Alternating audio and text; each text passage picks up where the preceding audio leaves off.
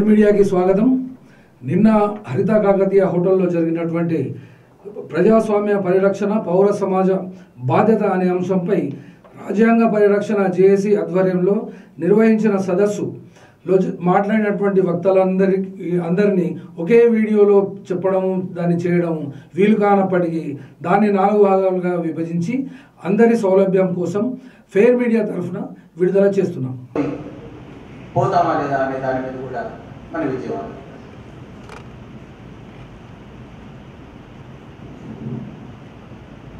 ఎన్జిఓలు అంటే చాలా మందికి చిన్న చూపు. కార్పొరేట్ సోషల్ రెస్పాన్సిబిలిటీ కింద పనిచేసే ఫౌండేషన్స్ ఉన్నాయి 5,000. మీ గ్రామాల్లోకి వచ్చి సేంద్రీయ వ్యవసాయాన్ని ప్రోత్సహించే ఎన్జిఓలు ఉన్నాయి 5,000.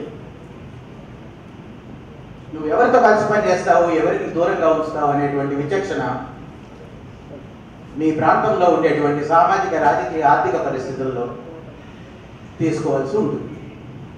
నువ్వు అందరినీ ఏకగాటన పక్కకు తోసేసి నేను మాత్రమే పుడిగిని, నేను మాత్రమే ఈ ఉద్యమాన్ని నిర్మిస్తాను అని అనుకుంటే మన విజయం సాధించేది అయితే లేదు. ఇవాళ గాంధీయన్స్ ఉంటారు, మనకు చాలా వెటకారు. హింసాత్మకంగా రాజ్యం పరిపాలిస్తున్నప్పుడు అహింస గురించి మాట్లాడే వాడి పట్ల మనకు ఒక వెటకారు. కానీ ఫ్యాసిజం ముందు గాంధీయన్స్ కూడా మన స్నేహితులే.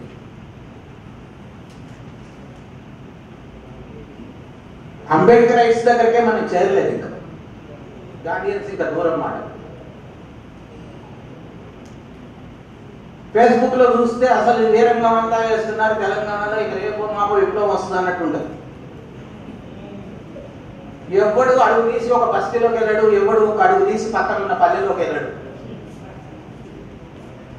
ఈ ధోరణి చాలా ఎక్కువ ఉంది. ఈ ధోరణి ప్రజాస్వామ్య ధోరణి కాదు. ఈ ధోరణి ప్రజలకు పనికొచ్చేది కాదు. నీ విజ్ఞానం అంతా అకాడమిక్గా ఆరిపోకూడదు. నువ్వు నేర్చుకున్న నా జ్ఞానం అంతా నీకు పేరు తెప్పేయడానికి, అవార్డులు తెప్పేయడానికి మాత్రమే పరిమితం కాకూడదు. తప్పేం కాదు కానీ అవార్డులు తీసుకోవడం. నీ జ్ఞానాన్ని నీ చుట్టూ ఉన్న ప్రజల్లోకి ఏం తీసుకెళ్తావు అనే దాని మీద నీకున్నటువంటి జ్ఞానాన్ని రైతులు, వ్యవసాయ కూలీలు, కౌలు రైతులు, పశుపోషకులు, మత్స్యకారులు, ఇంతమంది సమూహాలుగా ఉన్నటువంటి కోట్లాది మంది ప్రజల్లోకి నువ్వు ఎప్పుడు తీసుకెళ్తావు అనే దాని మీద ఆధారపడి నీ విజయం ఎప్పుడో ముహూర్తం అప్పుడు తేలుతుంది. చాలా మందితో నేను మాట్లాడినప్పుడు మనం ఎంత చేసినా ఉపయోగం లేదన్న, అంతిమంగా ఎవరో ఒకటి వాళ్ళకే ఓట్లు వేస్తారు, వాళ్ళే గెలుస్తుంటారు, వాళ్ళే గెలిచిన పార్టీలు మారుతుంటారు, మనం వేస్ట్ అనేటువంటి మాట ఇంకొక సాధారణ మాట వినిపించేది. ప్రజాస్వామ్యం కోసం చేసేటువంటి పోరాటంలో ప్రజల్ని కించపరచలేము, నిందించలేము, తప్పుపట్టలేము. మనం వాళ్ళని నడిపించడంలో జరిగినటువంటి వైఫల్యాన్ని ప్రజల మీద తోసేది. ప్రజలు అలాగే ఉన్నారు. నల్లమంది భాయి చైల విప్లవాన్ని చేశారు.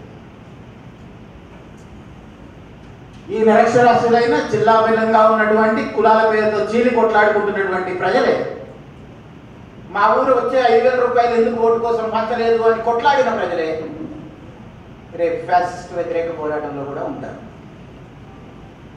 అయితే వాళ్ళ కాన్ఫిడెన్స్ ఇచ్చేటువంటి స్థితిలో స్వీయాత్మకంగా నువ్వు సిద్ధంగా ఉన్నావా లేదా, ఇది ప్రశ్న. నువ్వెంత కలిగి నీ కడుపులో చల్లగలగకుండా ఉండాలి అనేటువంటి కోరికలను వదిలి నువ్వెంత ముందుకెళ్తావు అనే దాని మీద ప్రజల దగ్గరికి నువ్వు కాన్ఫిడెన్స్ క్రియేట్ చేస్తావని నేను అనుకుంటాను. చాలా మందికి వాళ్ళ సొంత శక్తి మీద, సొంత జ్ఞానం మీద, సొంత స్పిరిట్ మీద ఎంత నమ్మకం ఉందనేది నాకు ఎప్పుడూ ఒక ప్రశ్న ఎదురవుతుంది. మార్క్సిజాన్ని అందరూ చెప్పడం వేరు, మార్క్సిజాన్ని జీవిత కార్యాచరణలో భాగం చేసుకోవడం వేరు. ఎంతమంది ఆ జీవిత కార్యాచరణలో మార్క్సిజాన్ని భాగం చేసుకున్నారనే దాని మీద ఫ్యాసిజాన్ని ఈ దేశం నుంచి ఎప్పుడు తలిపి కొడతాం అనేటువంటి ముహూర్తం రాసింది అని నా అభిప్రాయం. మేము ఈ మధ్య క్రిస్టియన్ ఫాదర్స్తో అన్ని టౌన్స్లో గత 4 రోజులుగా ఫాస్టర్స్తో మీటింగ్లు పెట్టాం. జస్ట్ ఫాస్టర్స్ వాళ్ళు మేము వెళ్ళినప్పుడల్లా మీరు ఏం చేస్తారు ప్రార్థనలో ఆదివారం అని అడిగినప్పుడు వాళ్ళు చెప్పారు, ప్రార్థన ప్రార్థన ప్రార్థన, ఈ 3 పదాలు వాడేవారు. ఏం చేస్తాము అని అంటే ప్రార్థన ప్రార్థన ప్రార్థన. మేము భారత బచావో ఆందోళన తరపున వచ్చినాము. ఇప్పుడు ఈ ప్రమాదకరమైన స్థితి ఉంది, బీజేపీని ఓడించాలి, ఈసారి మీరు అందరూ ఐక్యంగా ఉండాలి, ప్రతి వాళ్ళు పోలింగ్ స్టేషన్కి వెళ్ళి ఓటేయాలి అని చెప్పిన తర్వాత వాళ్ళు మార్చిన నినాదం ప్రార్థన ప్రయత్నం. ప్రయత్నం మేము ఖచ్చితంగా ప్రయత్నం చేస్తామని చెప్పారు. ప్రార్థనకే పరిమితం కాదు అని చెప్పారు. మేము ఇప్పటిదాకా చేయలేదు ఆ పని, ప్రయత్నపూర్వకంగా చేస్తాం ఈసారి అని చెప్పారు. ఎందుకు చెప్పారు వాళ్ళు?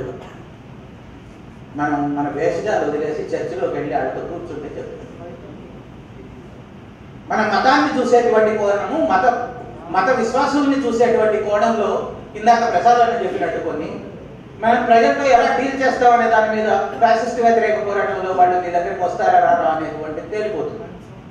ఇందాక ఒకటే చిన్న మాట, నిజమే, నా మనసులో మాట చెప్పిండు అన్న, నా గుర్తు ఏం అర్థం కాలేదు, ఆయన ఏం మాట్లాడిండో అన్నాడు. ఆయన మీ పక్కన ఉన్న వక్త చాలా ఫీల్ అయ్యాడు. నిజమే, మనం అనువాదకుల్ని పెట్టుకోవాల్సిందే తప్ప ఆ భాషని, వాళ్ళ భావాన్ని మనం గౌరవించినట్టుగా ముందు స్వీకరించాలి. సింపుల్గా నువ్వేం మాట్లాడావు నాకు అదే అర్థం కాలేదన్నా అన్నాడు. ఆయన ఫీల్ అయ్యింది, ముఖం చిన్న కూర్చుకున్నాడు. అంటే మనం మాట్లాడే భాష నుంచి మనం చేసే చర్య వరకు విశాల ప్రజానీకం మన ఆమోదాన్ని, శ్రాంక ప్రజానీకమే, దొరలు కాదు, దొంగలు కాదు, పాలకులు కాదు, విశాల ప్రజానీకం మన ఎంతవరకు స్వీకరిస్తుంది అనే దాని మీద ఆధారపడి మాత్రమే మన విజయం నడుస్తుంది. అందుకని ఈ ఎన్నికల్లో నోట పనికిరాదు, పోలింగ్ బూత్కు దూరంగా ఉండడం పనికిరాదు. బీజేపీని ఎన్నికల రణరంగం నుంచి ఓడించాలి ఈసారి అనుకుంటే ఖచ్చితంగా ఓటేయాల్సింది.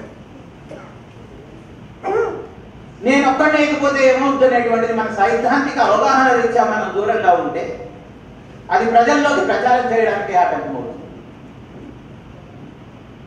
నువ్వు ఓటే నేనేయను, నా సిద్ధాంతం ఓటేయద్దని చెప్పింది అని అంటే వాళ్ళు మాత్రం ఎందుకు వేయాలి? వాళ్ళ మనస్సాక్షి ఇంకేదో చెప్తుంది. కానీ ఓట్ల రణరంగంలో ఒకసారి వెళ్ళిన తర్వాత బీజేపీని ఓడించడానికి అదొక టూల్ అనుకుంటున్న తర్వాత, మనం కేవలం ఒక పనిముట్టు మాత్రమే అనుకుంటున్న తర్వాత ఈ పార్లమెంటరీ ఎన్నికలు అక్కడికి నువ్వు వెళ్తావా, దూరంగా ఉంటావా అనేటువంటి ప్రశ్న కూడా మనం వేసుకోవాలి. నా వరకు నేను వేయమనే చెప్తున్నాను, వేయించమని కూడా చెప్తున్నాను. బీజేపీని ఓడించడానికి దూరంగా ఉండడం పరిష్కారం కాదు. ఆదిలాబాద్ జిల్లాలో 6.5 లక్షల మంది ఓటు వేయలేదు, 50,000తో బీజేపీ అభ్యర్థి గెలిచారు. మా దగ్గర అన్ని జిల్లాల డేటా ఉంది. చాలా జిల్లాలలో ఓటు వేయని ప్రజల కంటే గెలిచిన బీజేపీ అభ్యర్థికి వచ్చినటువంటి ఓట్లు చాలా తక్కువ. నీ కోరిక ఉండొచ్చు ఫ్యాసిజం రావద్దని, బీజేపీకి 150 దగ్గర ఆగిపోవాలి దేశంలో అనేది కోరిక ఉండొచ్చు, తెలంగాణలో 1 సీటు కూడా వాడికి ఇవ్వద్దు అనేది కోరిక ఉండొచ్చు. కానీ దానికి అనుగుణంగా నీ కార్యాచరణ ఏమిటి అనేది ప్రశ్న. నువ్వు ఫాస్టర్స్తో మాట్లాడతావా, దళిత గ్రూపులతో మాట్లాడతావా, మహిళలతో కూర్చొని మాట్లాడతావా, బీసీ కులాలతో మాట్లాడతావా? మనం చేయగలిగినటువంటి పౌర సమాజం పార్టీలు చేయవు ఈ పని. వాడు వెహికల్స్ ఎక్కి తిరుగుతాడు, బహిరంగ సభలు పెడతాడు, చివరి రోజు డబ్బులు మంచుతాడు, మద్యం మంచుతాడు, ఆడి పనులు అటు ఉండనియండి. మనం పౌర సమాజం యొక్క పాత్ర ఈ ఎన్నికలకే పరిమితమైంది కాదు. ఈ ఎన్నికల్లో మనం చేసేటువంటి కృషి బీజేపీ పీకని తీసుకేయడం, ఆర్ఎస్ఎస్ మీద పోరాటం మిగిలే ఉంటుంది. ఈ ఎన్నికల్లో మనం చేసే కృషి మనతో కలిసి వచ్చేటువంటి అన్ని మిత్రవర్గాల్ని ఏకం చేయడం, అది భవిష్యత్తు ఉద్యమాలకి పునాదిగా ఉంటుంది. ఈ రెండు ఈ 15 రోజులు చేయాలనేది ప్రతిరోజు, ప్రతి గంట, ప్రతిరోజు చాలా ముఖ్యమైనది. ఇప్పటి నుంచి అవకాశం ఉన్న వాళ్ళు పూర్తి కాల కార్యకర్తలుగా ఈ 15 రోజులు పనిచేయాలి. ఎన్ని మండలాలకు వెళ్ళగలుగుతాం, ఎన్ని గ్రామాలకు వెళ్ళగలుగుతాం, వరంగల్ నగరంలో ఎన్ని బస్తీలకు వెళ్ళగలుగుతాం, ప్రజల దగ్గరికి వెళ్ళి చైతన్యపరచకుండా గత 10 ఏళ్ల బీజేపీ పాలన గురించి ఎడ్యుకేట్ చేయకుండా వాళ్ళని కేవలం మతం మత్తులో ముంచుకొని ఓట్లు వేయాలనేటువంటి ప్రయత్నాన్ని మనం ఓడించకుండా మనము ఈ ఎన్నికల్లో విజయం సాధించాలి. అందుకని కమ్యూనిస్టు ప్రణాళిక చేసిన చివరి పేరాన్ని మనం ఒక తాత్విక సిద్ధాంతంగా మనం దాన్ని నమ్ముతాం. కానీ ఇవాళ ఉన్న తక్షణ పరిస్థితుల్లో ఒక పనిముట్టుగా ఈ లోక్సభ ఎన్నికలను వాడుకొని ఒక ఫ్యాసిస్ట్ శక్తులు మరింత బలపడకుండా ఈ దేశంలో చూడాల్సినటువంటి బాధ్యత మనకి జరుగుతుందని కూడా గుర్తు చేసుకొని కోరుతూ ముగిస్తుంది.